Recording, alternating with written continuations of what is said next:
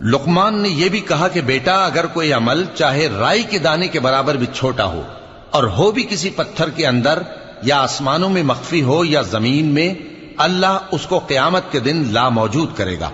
کچھ شک نہیں کہ اللہ باریک بین ہے، خبردار ہے۔ بیٹا نماز کی پابندی رکھنا اور لوگوں کو اچھے کاموں کے کرنے کا مشورہ دیتے رہنا، بری باتوں سے منع کرتے رہنا، اور جو مصیبت تجھ پر واقع ہو اس پر صبر کرنا، بے شک یہ بڑی ہمت کے کام ہیں۔ اور تکبر کرتے ہوئے لوگوں کے سامنے گال نہ پھلانا اور زمین میں اکڑ کر نہ چلنا، اس لیے کہ اللہ کسی اترانے والے شیخی خورے کو پسند نہیں کرتا۔ اور اپنی چال میں اعتدال کیے رہنا اور بولتے وقت ذرا آواز نیچی رکھنا،